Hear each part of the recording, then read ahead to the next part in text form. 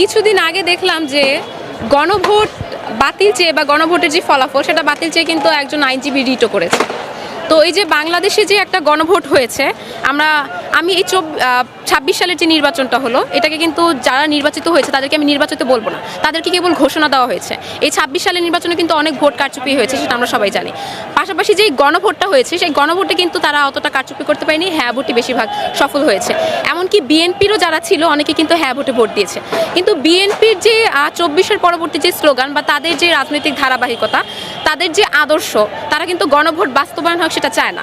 কারণ তাদের আদর্শ 24-এর পর সরাসরি আওয়ামী লীগের আদর্শ হয়ে গেছে, তাদের আদর্শ ভারতের আদর্শ হয়ে গেছে। এবং গণভোট যদি বাস্তবায়ন করতে হয় তাহলে কিন্তু তাদেরকে সেই জায়গা থেকে বিরুদ্ধে অবস্থান করতে হবে, যার কারণে তারা গণভোটকে মানতে রাজি না। এবং গণভোটে তারা স্বাক্ষর করছে না স্বাভাবিকভাবেই, কারণ তারা গণভোটের যে সংস্কারগুলো প্রয়োজন সেগুলো যদি তারা সংস্কার করে তাহলে ভারতের সাথে তাদের যে চুক্তি, হাসিনার সাথে তাদের যে চুক্তি, সেই চুক্তি কিন্তু লঙ্ঘন হয়ে যাবে, যার কারণে তারা গণভোটে স্বাক্ষর করতে রাজি না। এই বিষয়টা আমি বিএনপিরই এক নেত্রীর একটা বক্তব্যের দিয়ে শুরু করতে চাই। বিএনপির এক নেত্রী যখন 26 সালে নির্বাচনের আগে তাদের প্রচারণে গেছিল, তখন আওয়ামী লীগের একটা ঘাঁটি টাইপের একটা জায়গায় যেয়ে তিনি বলছিল যে আপনারা ভাবতে পারেন আমরা বিএনপিকে কেন ভোট দিব, আমরা তো আওয়ামী লীগের লোক। বিএনপিকে যদি ভোট দেন আগামী 10 বছর পরে হলো আপনাদের নেত্রীকে আমরা ফিরিয়ে আনবো।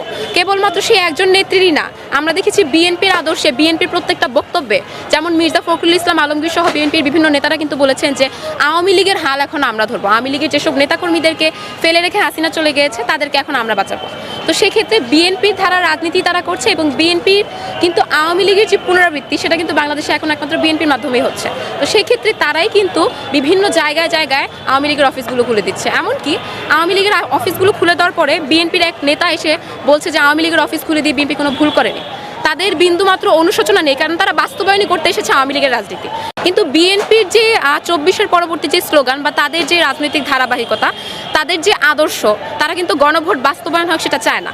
কারণ তাদের আদর্শ 24-এর পর সরাসরি আওয়ামী লীগের আদর্শ হয়ে গেছে, তাদের আদর্শ ভারতের আদর্শ হয়ে গেছে। ইনকিলাব জিন্দাবাদ, এটা কিন্তু আমাদের ছাত্র জনতার এবং বাংলাদেশের আপামর জনগণের একটা স্লোগান।